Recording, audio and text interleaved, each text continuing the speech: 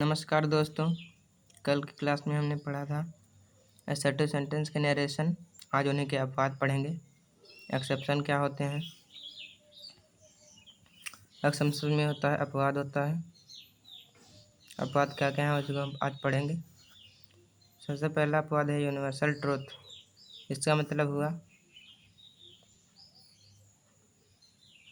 सार्वभौमिक सत्य।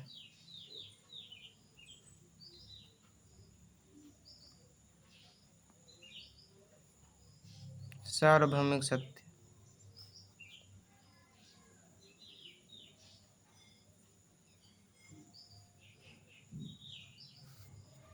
जो सत्य घटना हो, जो पूरे यूनिवर्स में सत्य मानी जाती हो, वही होती है यूनिवर्सल ट्रूथ।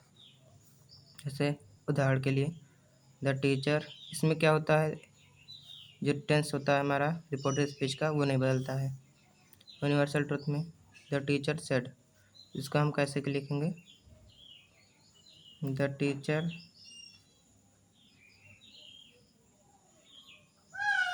सेड, कामा हटाएंगे तो यहाँ पर हम दैट लगा देंगे। अब पूरा सेंटेंस उसी तरह उतार लेंगे हम।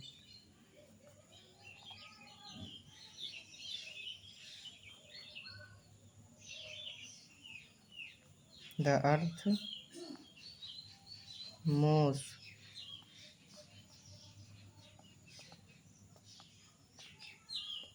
Around the sun.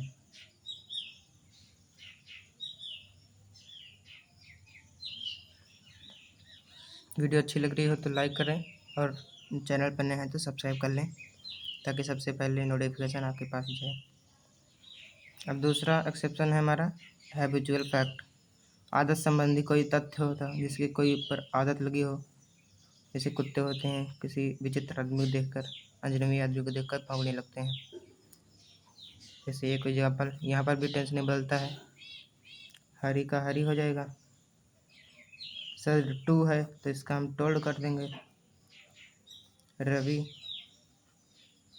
कमेंट कामा की जगह पे हम दैट लगाएंगे। डॉग्स, टेंस तो बदलेगा नहीं, सीधा पूरा उतार लेंगे उसी तरह।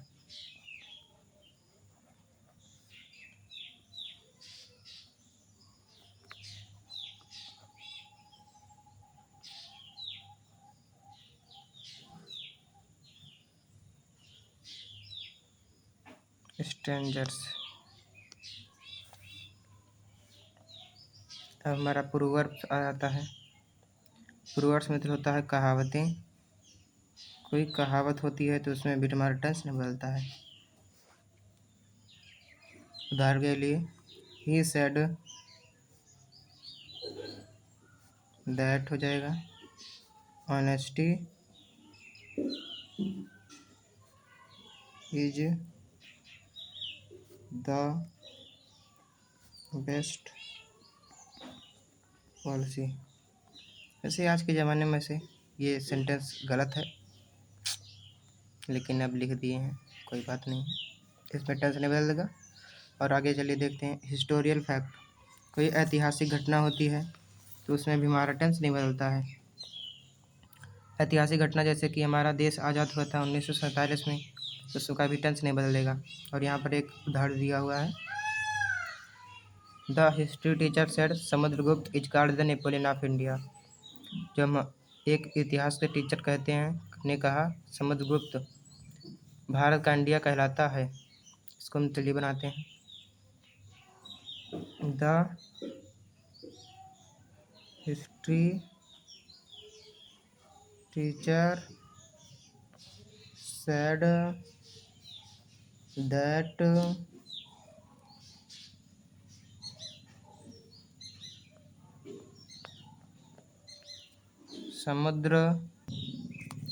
Samudragupta is called the Napoleon of India. ये थे हमारे 4 एक्सेप्शन, और तो एक्सेप्शन नहीं है। चलिए अब पढ़ते हैं इंट्रोगेटिव सेंटेंस के इनडायरेक्ट बनाने के नियम। इंट्रोगेटिव सेंटेंस के नरेशन, इनके रूल क्या होते हैं, बयान के डायरेक्ट से इनडायरेक्ट बनाने के जो नियम होते हैं उसे पहले देखते हैं। सेड हो या सेड टू हो, उसको हम आस में बदल देंगे। उसके बाद अगर फर्स्ट टाइप होगा इंट्रोगेटिव तो उसमें तो इस कॉमा इंट्रोडक्ट कॉमा हटाने के लिए इफ़ या वेदर दोनों में से किसी एक का प्रयोग कर देंगे। और अगर सेकंड टाइप होगा तो जो उसमें क्वेश्चन वर्ड होगा उसी को हम कंजक्शन मान के कॉमा इंट्रोडक्ट कॉमा हटा देते हैं। और इंट्रोगेटिव सेंटेंस को असर्टिव सेंटेंस बदल देते हैं, सिंपल बदल देते हैं।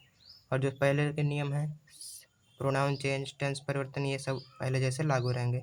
नियरनेस वगैरह वर्ड वगैरह सब पहले जैसे लागू रहेंगे। अब चलते हैं कुछ एग्जाम्पल देखते हैं। एग्जाम्पल दिया हुआ है, I said to him are you going. मैंने उससे कहा क्या तुम जा रहे हो। चलो इसका बनाते हैं। आई का तो आई ही लिख देंगे हम। सेड टू है तो इसको हम आस्क बदल देंगे। अभी ये आस्क्ड हिम, सेड टू हो गया आस्क्ड, और हिम को हिम ऐसे लिख दिए। ये है, पहले देखते हैं कौन सा टाइप है। आर यू गोइंग पहले हेल्पिंग वर्ब मिल गई, मतलब ये फर्स्ट टाइप है। अब फर्स्ट टाइप में इफ़ या वेदर का यूज करते हैं तो हम यहाँ पर इफ़ लगा देंगे, वेदर भी लगा सकते हो, कोई इशू नहीं है। इफ़ यू सेकंड पर्सन है, ऑब्जेक्ट के अनुसार जाएगा। ऑब्जेक्ट हमारा हिम है तो हिम का सब्जेक्ट क्या होगा, यहाँ क्योंकि हमारे यहाँ पर सब्जेक्ट की ज़रूरत है तो हम यहाँ पर सब्जेक्ट लिखेंगे। हिम का सब्जेक्ट हो जाएगा हमारा ही। इसे अब हमें सिंपल बनाना है ही। और यहाँ पर गोइंग का क्या हो जाएगा, गोइंग हमारा हो जाएगा, ये हमारा क्या टेंस हमारा है प्रेजेंट कंटिन्यूअस, तो चेंज हो गया पास्ट कंटिन्यूअस। तो यहाँ पर ही के साथ हमारा वाज लगता है, यहाँ पर हम वाज लगा देंगे। अब गोइंग है, इसी को गोइंग लिख देंगे। हो गया, हमारा बनकर तैयार हो गया। अब चलते हैं next. Ram said to Hari will you go to school today. Ram को राम लिख देंगे।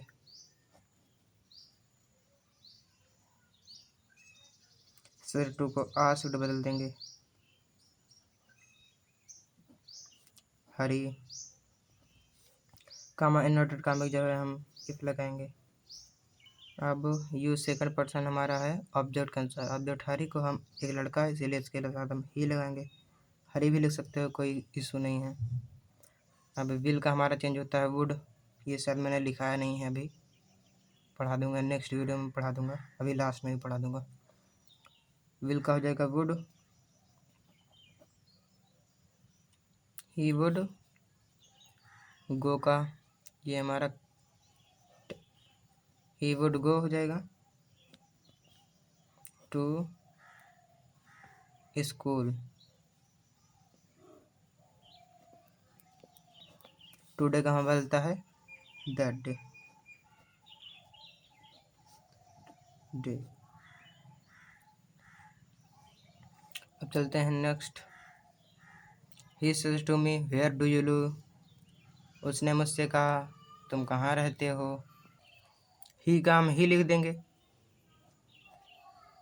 फिर से हमारा सेज टू आया, सेज टू को आस्क डाल देंगे। मी का मी लिख देंगे। अब यहाँ पर देखते हैं, ये हमारा सेकंड टाइप है वेयर, WH टाइप आ गया, मतलब ये हमारा सेकंड टाइप इंडिकेटिव है।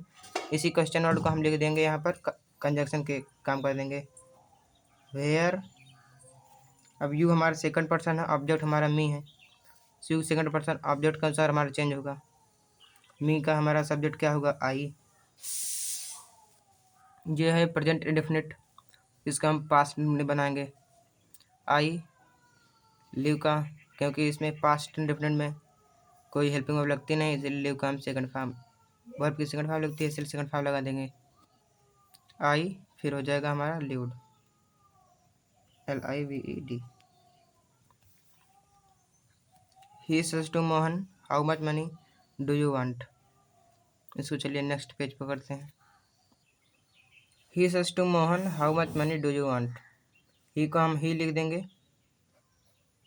सेड टू आस्क्ड हो जाएगा। मोहन कामा की जगह हम यही क्वेश्चन वर्ड ले देंगे, मगर इस क्वेश्चन वर्ड के साथ जो नाउन रहेगा हमारा वो भी ऐड हो जाएगा। हाउ मच मनी अब हम यूज सेकंड पर्सन ऑब्जेक्ट के अनुसार ऑब्जेक्ट हमारा मोहन है, मोहन एक लड़का है, इसके लिए हम ही का यूज करते हैं। ही प्रेजेंट डेफिनेट है, ही वांटेड हो जाएगा। वांट का सिंगल पर्सन सेकंड फॉर्म होता है वांटेड। चलिए कुछ चेंजेस बता देते हैं। ये तीनों बच गए थे, इन दोनों को भी याद कर लेना। अभी काम देते हैं। विल का हमारा वुड हो जाता है, सेल का शुड, मे का माइट।